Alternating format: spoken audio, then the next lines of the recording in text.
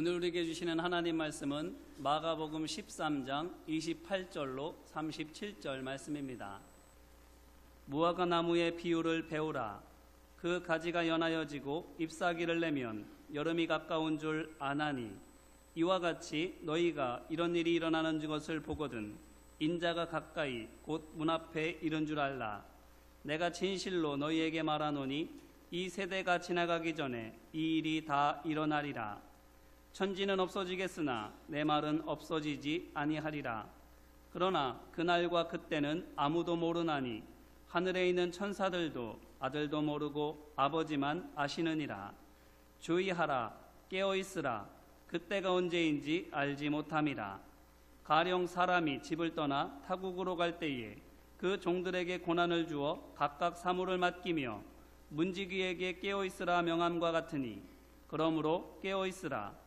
집주인이 언제 올는지, 혹 저물 때일는지 밤중일는지 닭 울 때일는지 새벽일는지 너희가 알지 못함이라.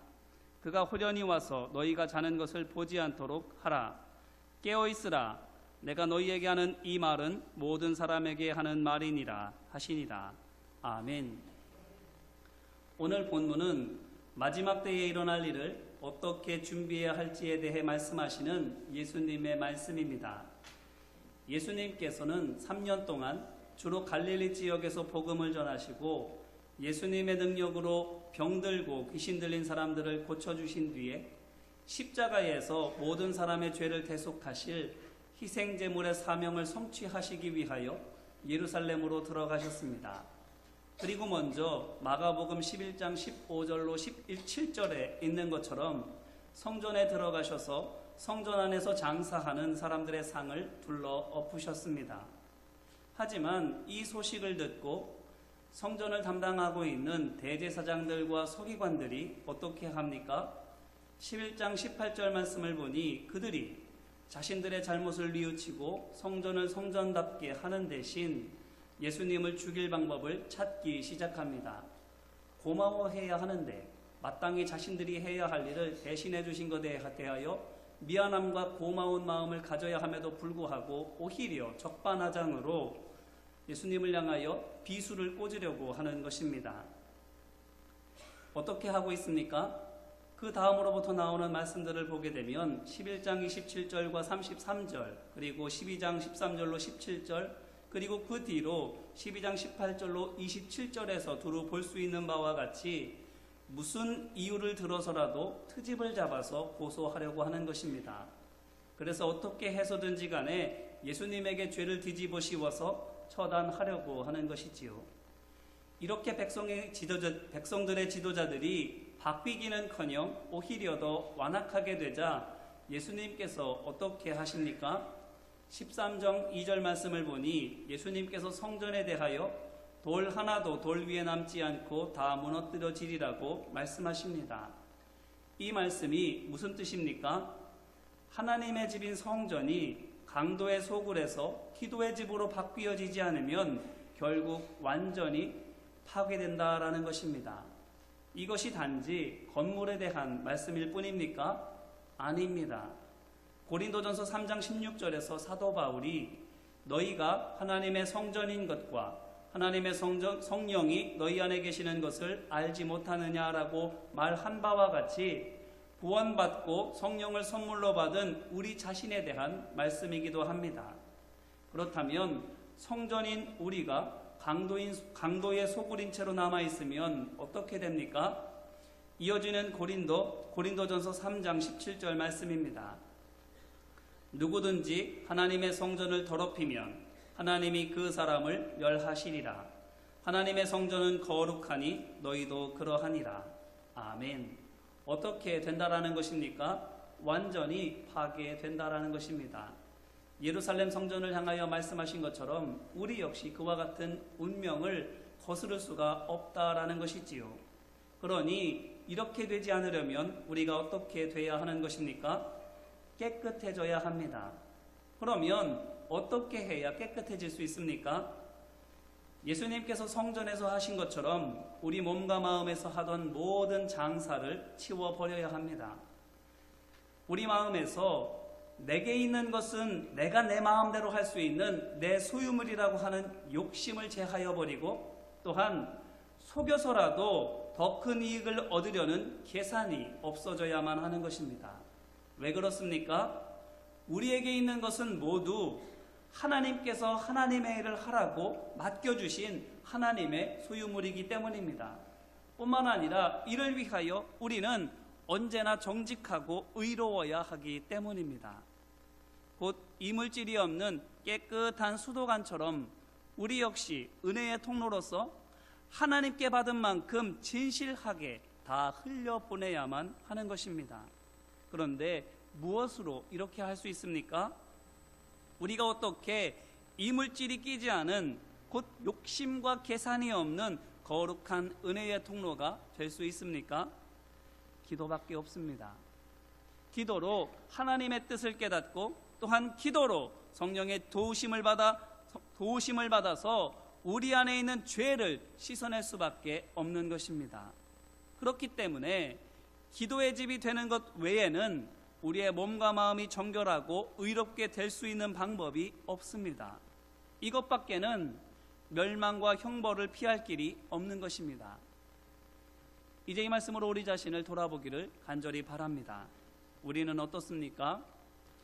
예수님께서 자신을 위한 헛된 욕심과 계산을 내려놓고 하나님을 위하여 겸손히 무릎을 꿇으라고 말씀하실 때에, 또한 이제라도 회개하고 거룩함을 회복하라고 말씀하실 때, 대제사장들과 서기관들처럼 어떻게든 자신들의 이익을 잃지 않으려고 발버둥치기보다 예수님의 말씀대로 회개하며 하나님의 자녀답게 되려고 힘쓰고 있으며, 또한 다시는 강도의 소굴이 되지 않도록 전심전력을 다하여 기도하고 있습니까? 바라기는 예수님께서 성전을 바라보시면서 탄식하신 것처럼 우리를 바라보시며 탄식하지 않으시도록 힘써 기도하는 우리 모두가 되기를 주님의 이름으로 기원합니다. 기도로 하나님께서 우리에게 베풀어 주신 구원의 은혜를 깨닫고 우리에게 맡겨주시는 사명을 또한 발견하며 그것을 이룰 지혜와 용기와 능력을 얻는 우리 모두가 되기를 소망하고 축복합니다. 그런데 말씀드린 것처럼 마가복음 13장 2절에서 성전에서 나가시던 예수님께서 성전이 완전히 무너질 것이라고 탄식하셨는데, 이 말을 들은 제자들이 어떻게 합니까? 이어지는 13장 3절로 4절 말씀입니다. 예수께서 감람산에서 성전을 마주대하여 앉으셨을 때에 베드로와 야고보와 요한과 안드레가 조용히 묻되 우리에게 이르소서 어느 때에 이런 일이 있겠사오며 이 모든 일이 이루어지려 할 때에 무슨 징조가 있사오리이까. 아멘. 이를테면 12명의 제자들 중에서 4명이 예수님께 살그머니 다가가서는 조용히, 곧 낮은 목소리로 예수님, 아까 말씀해 주신 그 일이 언제 일어날 것이고 그것을 무엇을 보고 우리가 알 수 있습니까? 라고 묻고 있는 것입니다. 그런데 이 4명이 누구입니까? 말씀드린 바와 같이 베드로와 야고보와 요한과 안드레입니다. 이들이 누구입니까? 마가복음 1장 16절을 보니 베드로와 안드레가 한 형제이고, 또한 1장 19절 말씀을 보니 요한과 야고보도 한 형제입니다. 그리고 이 두 형제들은 다 같은 마을 사람들이고 같이 갈릴리 호수에서 어부로 일하고 있습니다. 이 말인즉슨 이 4명은 다른 어떤 제자들보다 조금 더 친밀한 관계 가운데에 있는 사람들이다라는 것입니다. 한마디로 말하면 이웃사촌인 것입니다. 그런데 이렇게 한 몸이나 다름없는 이들이 또한 어떤 사람들입니까? 안드레는 아니지만 베드로와 야고보와 요한은 예수님께서 따로 데리고 다니실 만큼 예수님께 인정을 받고 있는 제자들입니다. 그러므로 이 모든 것들을 통해서 우리가 무엇을 알 수 있습니까? 형제와 동료애로 똘똘 뭉쳐있는 예수님의 우등생 제자 3명이 다른 제자들의 눈과 귀를 피하여 그들의 동료요 형제인 안드레만 데리고 예수님께 살금살금 다가가서 성전이 무너지는 날, 곧 이스라엘의 심판날이 언제냐고 묻고 있는 것입니다.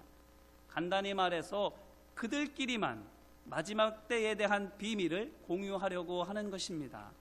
알아서 무엇 하려고요? 아는 것이 힘이라는 격언처럼, 그리고 알아야 면장을 한다는 말처럼 이 지식으로 대장 노릇 하려는 것입니다. 곧 광야에서 이스라엘 자손을 인도한 모세처럼 이게 말세의 징조다라고 가르쳐주고 저리로 가야만 살 수 있다고 알려주면서 남들보다 앞에서 그리고 남들보다 위에서 서 있고자 하려는 마음이 그들 가운데에 있는 것입니다. 이익을 얻으려고 하는 것이지요. 이게 무엇입니까? 장사이지 않습니까?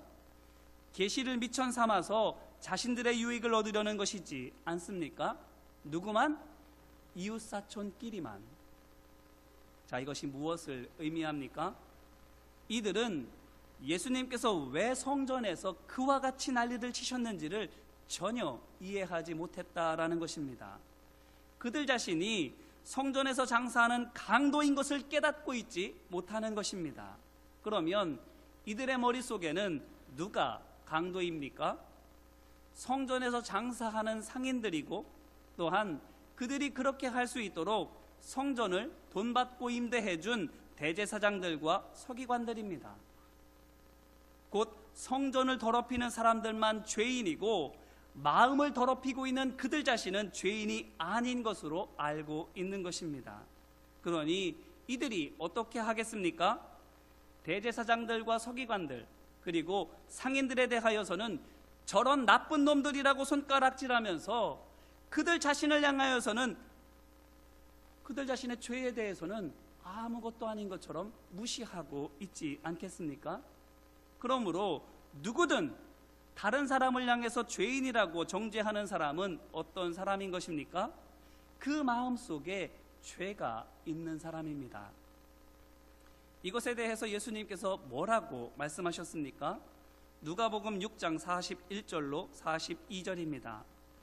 어찌하여 형제의 눈 속에 있는 티는 보고 내 눈 속에 있는 들보는 깨닫지 못하느냐? 너는 내 눈 속에 있는 들보를 보지 못하면서 어찌하여 형제에게 말하기를 형제여 나로 내 눈 속에 있는 티를 빼게 하라 할 수 있느냐? 외식하는 자여 먼저 내 눈 속에서 들보를 빼라. 그 후에야 내가 밝히 보고 형제의 눈 속에서 티를 빼리라. 아멘. 이 말씀을 이해하려면 서로의 눈을 빤히 쳐다보고 있는 두 사람을 생각해 보면 됩니다. 두 사람이 서로 마주보고 서로의 눈을 빤히 쳐다보고 있으면 뭐가 보입니까? 상대방의 눈동자에 비친 나 자신의 모습이지요. 눈동자 속에 조그맣게 내가 비쳐 보이는 것입니다. 그러므로 상대의 눈 속에서 티가 보인다면 그것은 무엇입니까? 나 자신입니다. 내 속에 있는 것이 그의 눈에 비쳐 보이는 것입니다.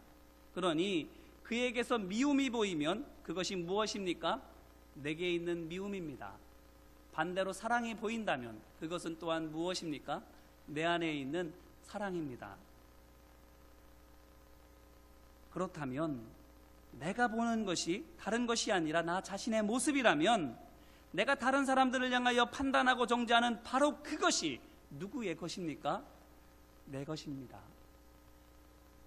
이렇게 우리는 우리 안에 있는 대로 보고 판단합니다. 그게 나 자신인 줄도 모르고 판단합니다. 저 사람은 왜 저러냐고 내가 보는 대로 비방하고 말하지요. 그게 뭐라고요? 내 모습이라는 것입니다. 누워서 침 뱉는다라는 말처럼 그 사람에게 비춰진 나의 모습을 내 입으로 나를 비방하고 있는 것입니다. 그러면 만약 우리 안에 죄가 아닌 의가, 미움이 아닌 사랑이 있다면 어떻게 되겠습니까? 다른 사람에게서 좋은 것을 보게 됩니다. 또한 다른 사람을 도와줄 것을 찾게 되겠지요. 이것이 성령께서 우리 안에서 우리에게 말씀해 주시는 것이지 않습니까? 성령 충만할 때에, 성령의 세례를 받을 때에 우리에게 일어나게 되는 거룩한 변화이지 않습니까? 그러므로 이제 이 말씀으로 다시 한번 우리 자신을 돌아보기를 간절히 바랍니다. 우리는 어떻습니까? 회개하고 회개 열매를 맺지 않으면 나무를 찍어버리리라는 말씀을 듣고서도 회개하지 않는 죄인들을 향하여 너희는 멸망당할 거야 라고 정죄하면서 정작 우리 자신은 우리 자신의 죄를 회개하고 있지 않습니까? 남의 죄는 크게 보는데 그것이 정작 내 죄인 줄은 모르고 내 안에 있는 죄가 그렇게 비쳐 보이는 것은 미처 알지 못하고 판단하며 정죄하고 있지만은 않습니까? 바라기는 우리 눈에 다른 사람들의 실수와 잘못이 보일 때에 그 속에서 우리 자신의 죄와 허물을 발견하는 우리 모두가 되기를 주님의 이름으로 기원합니다. 그래서 눈에 보이면 보일수록 또한 우리 마음에 거슬르면 거슬릴수록 회개하여 씻어내기를, 그리고 더욱더 우리 안에 성령으로 충만하게 채워가기를 소망하고 축복합니다. 그런데 보십시오. 이렇게 다른 제자들 몰래 자기들끼리만 중요한 정보를 가지려는 제자들에게 예수님께서 어떻게 하십니까? 13장 5절로 27절에서 볼 수 있는 대로 마지막 때가 이르렀음을 보여주는 징조들을 알려주실 뿐만 아니라 마지막 때에 일어날 일에 대하여서도 말씀해 주십니다. 약삭 빠르다고 이기적이라고 혼내주시는 것이 아니라 그들의 요구대로 알려주시는 것입니다. 왜 그렇습니까? 그들의 불순한 의도를 잘 아실 것임에도 불구하고 어째서 책망하지 않으시고 오히려 그들의 원대로 해주시는 것입니까? 그것은 예수님께서 일찍이 마태복음 5장 42절에서 내게 구하는 자에게 주며 내게 꾸고자 하는 자에게 거절하지 말라고 말씀하신 적이 있는데, 이 말씀을 예수님께서 지금 행동으로 옮기시는 것입니다. 본인이 말씀하신 대로 그대로 행하시는 것입니다. 제자들에게 이와 같이 하라 명령하셨으면 본인이 그렇게 행하고 있는 것입니다. 이들이 이것을 잘못 사용하면 어떻게 하시려고 그러시는 것입니까? 하지만 오늘 말씀을 보니 예수님께서 어떻게 하시는가 하면 28절로 29절에서 징조가 있을 테니 보고 알라고 말씀하시고, 이어지는 30절로 31절에서도 이 일은 반드시 일어날 것이라고 말씀하신 뒤에 또 뭐라고 말씀하십니까? 32절로 33절입니다. 그러나 그날과 그때는 아무도 모르나니 하늘에 있는 천사들도 아들도 모르고 아버지만 아시느니라. 주의하라, 깨어있으라, 그때가 언제인지 알지 못함이라. 아멘. 이 말씀이 무슨 뜻입니까? 바로 내가 말해준 마지막 때는 반드시 올 것이고, 그 전에 내가 또한 말한 대로 여러 징조들도 나타나게 될 것인데 그것이 언제 일는지는 너희가 알 수 없다라는 것입니다. 곧 지금 너희가 내게 이 말을 듣는다 할지라도 그것을 너희가 너희 마음대로 사용할 수는 없을 거야 라고 말씀해 주시는 것입니다. 왜입니까? 말하자면 이해가 도움이 되려면 이렇게 이해하시면 좋겠습니다. 뭐냐면 맛있는 음료수가 든 병을 받았는데 그 병을 딸 병마개가 우리에게 없기 때문인 것입니다. 아무리 좋은 것을 가져도 그것을 먹을 수가 없는 것이지요. 그러면 그 병따개가 무엇입니까? 바로 오늘 말씀에서 강조하시는 바와 같이 깨어있는 것입니다.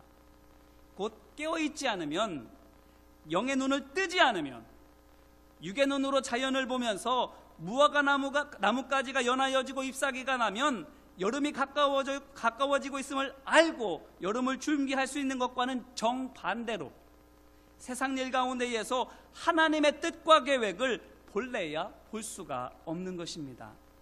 다시 말해서 육의 눈으로는 무슨 수를 쓰더라도 하나님 나라의 비밀을 찾아낼 수가 없는 것입니다.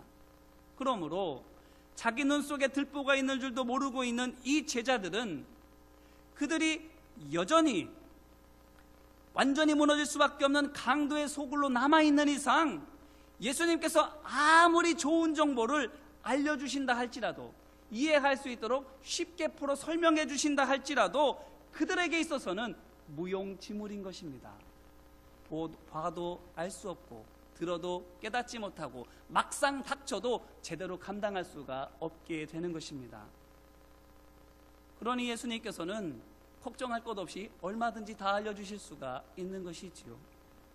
그런데 이어지는 34절로 37절 말씀을 보니 어떻습니까?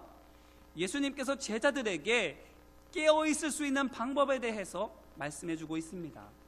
어째서입니까? 왜 이들에게, 곧 이기적이고 탐욕스러운 이 제자들에게 하늘의 비밀을 풀 열쇠를 주고 계시는 것입니까? 잘못 사용하면 어떡하려고? 하지만 이것은 이들이 깨닫고 돌이켜서 구원과 상급을 받기 원하시는 예수님의 사랑 때문입니다. 어떻게 해서든지 간에 이들로 하여금 변화받을 수 있도록, 하나님의 비밀을 깨닫고 새로워질 수 있도록, 구원받고 상급받을 수 있도록 이끌어주기를 원하시는 아버지의 마음으로 이들에게 말씀해주고 있는 것입니다. 실망스럽다고 외면하지 않으시는 것입니다. 그렇다면 어떻게 해야 깨어있을 수 있다고 말씀하십니까? 첫째는 34절로 35절입니다. 가령 사람이 집을 떠나 타국으로 갈 때에 그 종들에게 권한을 주어 각각 사물을 맡기며 문지기에게 깨어있으라 명함과 같으니, 그러므로 깨어있으라. 집주인이 언제 올는지, 혹 저물 때일는지 밤중일는지 닭 울 때일는지 새벽일는지 너희가 알지 못함이라. 아멘. 여기에서 주인이 종들에게 권한을 주어 각각 사물을 맡겼다는 것을 눈여겨보시기를 바랍니다. 일을 맡겼는데 그 중에서 누구에게 유독 깨어있으라고 명령합니까? 바로 문지기입니다. 이 말인즉슨 문지기가 될 때만이 깨어있을 수가 있다라는 것입니다. 왜냐하면 당연한 것이지만 깨어있도록 명령받았기 때문이지요. 그런데 예수님께서 이 말씀을 지금 누구에게 하고 있습니까? 베드로와 야고보와 요한과 안드레, 이 네 사람입니다. 그러므로 이들이 제자들 중에서 무엇이 되어야 하는 것입니까? 문지기가 되어야 하는 것입니다. 그러면 문지기라는 것이 무엇을 의미합니까? 말 그대로 문을 지키는 사람이지요. 하지만 이에 대해서 오늘 말씀의 평행본문인 마태복음 24장 43절로 44절은 이렇게 말해주고 있습니다. 너희도 아는 바니 만일 집주인이 도둑이 어느 시각에 올 줄을 알았더라면 깨어있어 그 집을 뚫지 못하게 하였으리라. 이러므로 너희도 준비하고 있으라. 생각하지 않은 때에 인자가 오리라. 아멘. 바로 도둑이 들어오지 못하도록 만반의 대비를 갖추고 지키는 사람입니다. 도둑은 막고 주인은 맞이하는 사람인 것입니다. 그러므로 이를 통해서 무엇을 할 수 있습니까? 으뜸이 되고자 하는 자는 모든 사람의 종이 되어야 하리라고 예수님께서 마태복음 20장 27절에서 말씀하신 것처럼 베드로와 야고보와 요한과 안드레가 다른 제자들을 지키기 위하여 밤잠을 내려놓는 문지기가 되어야 한다라는 것입니다. 사탄은 저지하고 하나님은 영접해드리는 영적인 선봉에 서야 한다라고 말하고 있는 것입니다. 그러면 무엇으로 제자들을 지킬 수 있습니까? 무엇으로 무장해야만 하는 것입니까? 바로 기도입니다.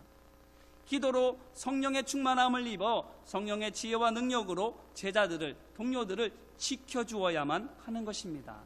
그러면 언제 기도해야 합니까? 항상입니다. 밤낮 없이 언제나 기도로 깨어 있어야 하는 것입니다. 데살로니가전서 5장 17절에서 바울이 뭐라고 권면합니까? 쉬지 말고 기도하라고 권면하지요. 오늘 말씀에 있는 대로 기도로 깨어 있으라고 말해 주는 것입니다. 그것이 하나님의 뜻이라고 말하지 않습니까? 종에게 기대하는 주인의 명령이라 말하고 있는 것입니다. 그렇다면 오늘 우리는 어떻게 해야 하겠습니까? 깨어있기 위하여 기도해야 하지 않겠습니까? 베드로와 야고보와 요한과 안드레처럼 곧 내 형제가 함께 있기 때문에 다른 제자들보다 더 마음이 든든할 수 있었고, 또한 예수님께로부터 더 많은 은혜와 사랑을 받았기 때문에 다른 제자들보다 더 많은 것을 보고 듣고 알 수 있었던 이 제자들이 다른 제자들의 중보자가 되고 보호자가 되어야 했던 것처럼 우리 역시 다른 사람들보다 더 많은 하나님의 은혜를 누리고 있다면 가볍고 쉬운 사모는 다른 제자들에게 맡겨주고 우리는 그들을 위한 기도의 문지기가 되어야 하는 줄로 믿습니다. 그럴 때 이렇게 우리가 기꺼이 문지기가 될 때, 곧 기도로 섬기는 종이 될 때에 우리 믿음의 눈이 열리고 영혼이 깨어나게 될 줄로 믿습니다. 섬기면 섬길수록 더 큰 성령의 지혜와 능력으로 덧입혀지게 되는 줄로 믿습니다. 이어서 둘째는 37절 말씀입니다. 깨어있으라, 내가 너희에게 하는 이 말은 모든 사람에게 하는 말이니라 하시니라. 아멘. 여기에서도 또한 예수님께서 이 말은 모든 사람에게 하는 말이니라라고 하시는 것을 눈여겨보시기를 바랍니다.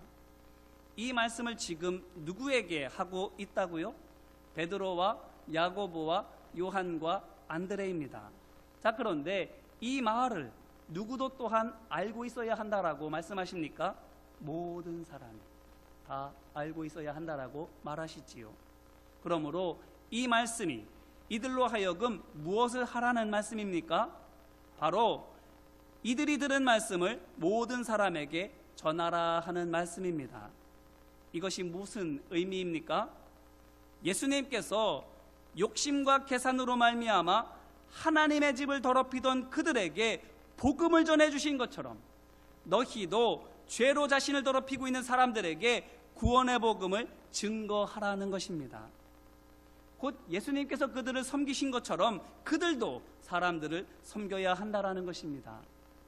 이것에 대해서 또한 오늘 말씀의 평행 본문인 마태복음 24장 45절로 46절은 이렇게 말합니다.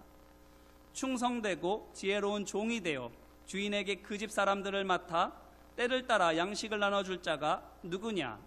주인이 올 때에 그 종이 이렇게 하는 것을 보면 그 종이 복이 있으리로다.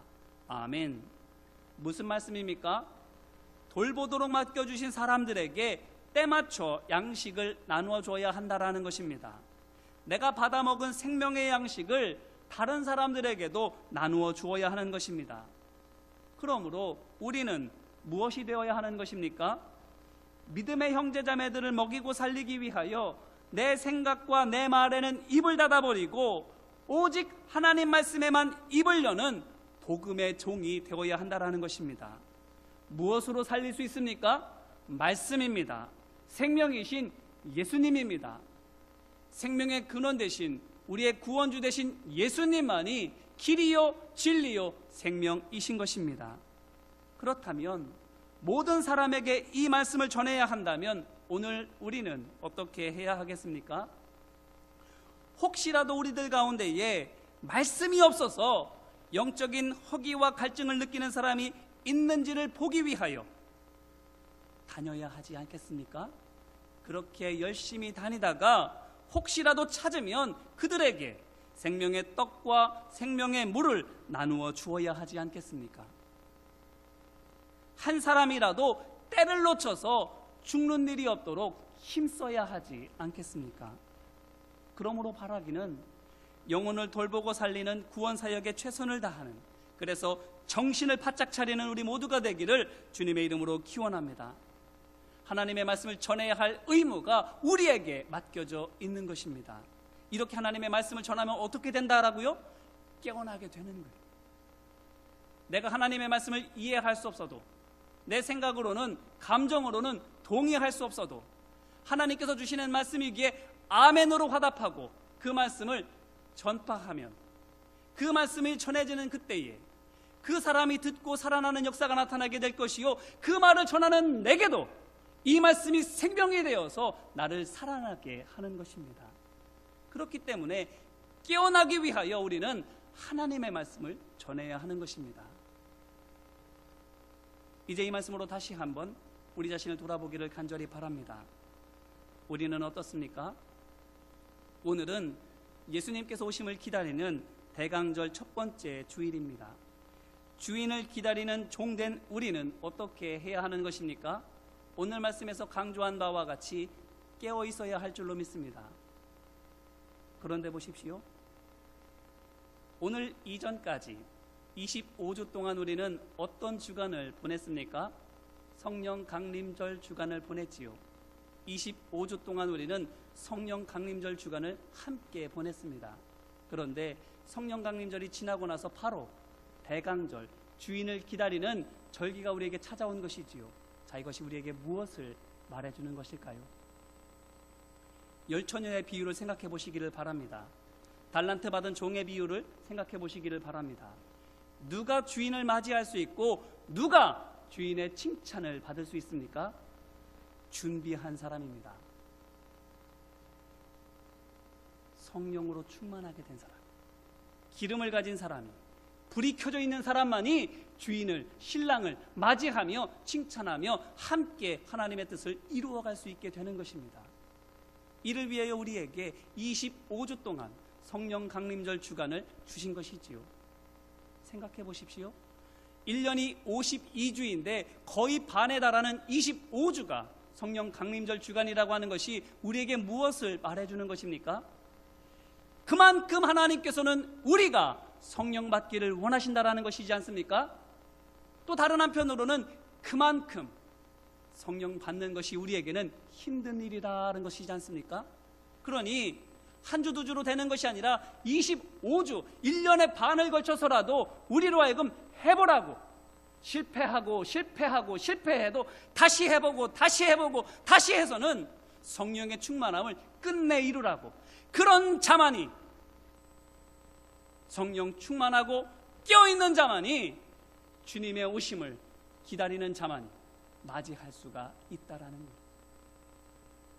깨어있지 않으면, 여전히 우리가 강도의 소굴로 남아있으면, 우리 눈앞에 하나님의 역사가 펼쳐진다 할지라도 우리는 볼 수 없습니다. 이해도 못합니다. 광야를 헤매었던 이스라엘 자손들처럼 원망하고 불평만 하다가 하나님의 은혜를 놓치고 말게 되는 것입니다. 오늘 말씀 속에서 베드로와 야고보와 요한과 안드레에게 예수님께서 그렇게 말씀하시지 않았습니까? 너희들 아무리 내가 이야기해줘도 눈이 뜨이지 않으면, 깨어있지 않으면 못해, 말씀하신 것이지 않습니까? 그래서는 깨어있을 수 있기 위하여 깨어있을 수 있는 방법에 대해 말씀해 주시는 것이지 않습니까? 어떠십니까? 우리가 25주 동안, 특별히 제가 매주마다 성령 강림절 주간인 것을 강조하고 성령의 충만함을 위하여 말씀을 읽고 기도하고 순종하고 성령에 동행하라고 그렇게 강조하였는데 어떠셨습니까? 성령의 충만함을 입으셨습니까? 말씀의 지혜가, 성령의 능력이 우리 안에 충만하고, 그래서 무엇을 보든지 무엇을 하든지 주님의 눈으로 보고 주님의 마음으로 하고 주님의 뜻을 이루어가고 있습니까? 아니면 여전히 강도의 소굴로 남아있었던 이 제자들처럼 보면서도 깨닫지 못하고 들으면서도 따라가지 못하고 있지는 않습니까? 바라기는 오늘 말씀을 통해서 우리에게 다시 한번 강조하시는 줄로 믿습니다. 깨어 있으라고, 이제야말로 깨라고 우리에게 말씀해 주시는 줄로 믿습니다. 어떻게 깨어날 수 있습니까? 기도할 때 깨어납니다. 기도할 때 우리 영혼이 살아나게 됩니다. 또한 말씀을 듣고 그 말씀에 아멘으로 순종하며 선포해야 하는 줄로 믿습니다. 그럴 때에 듣는 자도 살아나며 전하는 자도 살아나는 역사가 나타나게 되는 줄로 믿습니다. 이렇게 말씀과 기도로 깨어있을 때에 우리는 무엇을 보든지 어떤 상황 가운데 있든지 그 속에서 하나님의 뜻을 깨닫고 함께 하나님의 의를 이루어갈 수 있는 것이지요. 이와 같이 깨어있어서 하나님의 뜻을 이루어가는 우리 모두가 되기를 주님의 이름으로 축원합니다. 이제 말씀을 붙들고 함께 기도할까요?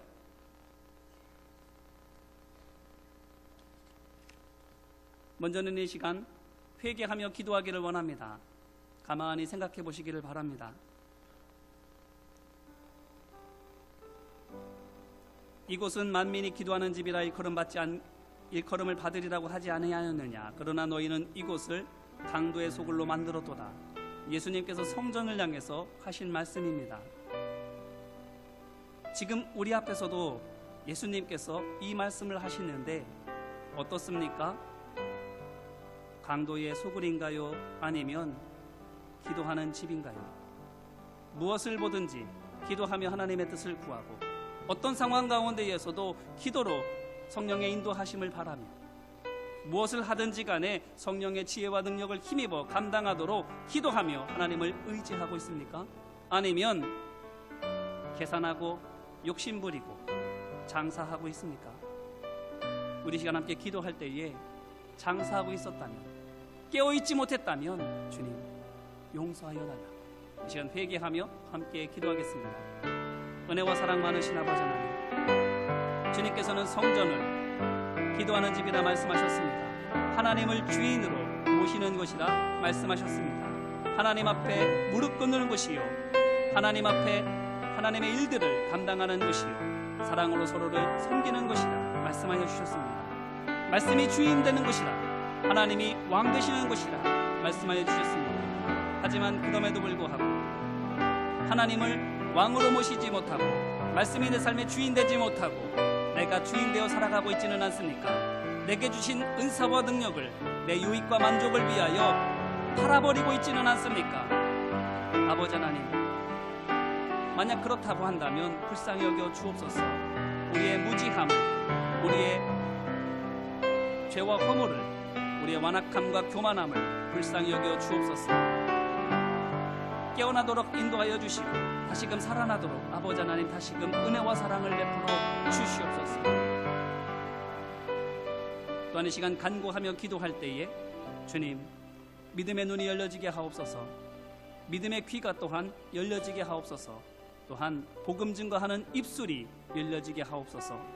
간구하며 함께 기도하겠습니다. 은혜와 사랑 많으신 아버지 하나님, 하나님의 말씀을 듣는 귀가 우리 가운데 있도록 하나님의 역사를 바라볼 수 있는 믿음의 눈이 열리도록, 또한 하나님께서 기뻐하시는 은혜의 말씀, 복음을 증거할 수 있는 담대한 입술이 우리 안에 열려지도록 아버지 하나님 함께하여 주옵소서. 그래서 우리로 하여금 하나님의 뜻을 깨닫고 하나님의 역사하심을 받아보며 함께 그 일을 이루어가기 위하여 기도하며 사랑으로 섬기며 함께하게 하여 주옵소서. 아버지 하나님, 이제까지 그렇게 하지 못했다면 이제는 깨어있을 수 있도록 기도하는 사람 되게 하옵소서. 말씀을 선포하는 복음의 증인 되게 하여 주시옵소서. 그래서 하나님의 약속이 우리 삶 가운데에, 또한 우리 교회와 사역 가운데 온전히 이루어지는 것을 보는 은혜와 영광이 있게 하여 주시옵소서. 또한 이 시간 마지막으로 기도할 때에 결단하며 기도하기를 원합니다.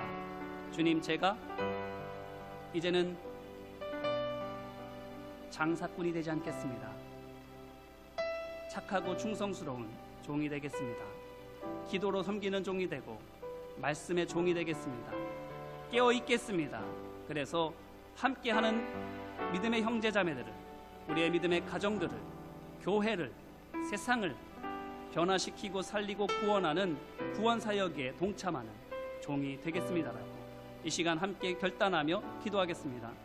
은혜와 사랑 많으신 아버지 하나님, 이제까지 이기적인 마음이었다 할지라도, 얄팍한 셈을 가지고 있었다 할지라도 주님, 그럼에도 불구하고 주님께서는 책망하지 않으시고 말씀해 주십니다. 어떻게 해서든지 간에 깨어있어 하나님의 말씀을 깨닫고 돌이켜 하나님의 의를 행하는 거듭나고 구원받은, 또한 충성스러운 하나님의 종이 되게 하기 위하여 예수님께서 아시는 모든 것들을 다 알려주시고 도와주십니다. 이와 같은 한량없는 은혜와 사랑을 받은 우리가 이 시간 결단하며 주님 앞에 섭니다.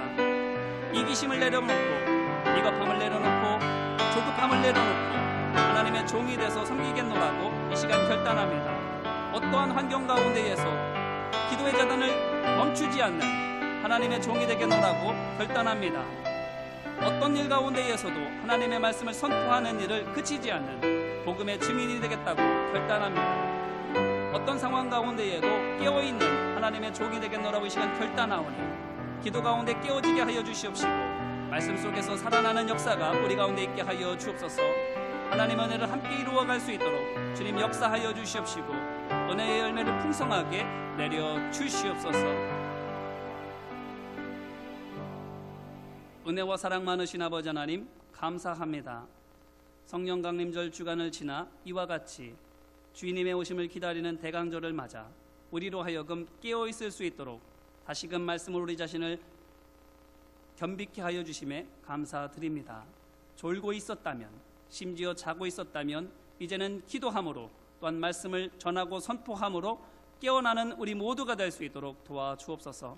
그래서 함께 기도하고 함께 하나님의 말씀을 나누며 더불어 같이 하나님의 일들을 감당해 나아가므로 우리 자신이 살아나고 모든 사람들이 깨어나는 은혜 역사가 나타날 수 있도록 구원의 역사가 우리 가운데 풍성하게 이루어질 수 있도록 함께하여 주시옵소서.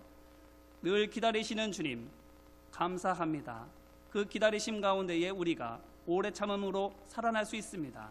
주님 감사함으로 또한 송구한 마음으로 힘써 성령의 충만함을 받고 말씀과 기도에 힘쓰는 우리 모두가 될 수 있도록 도와주옵소서.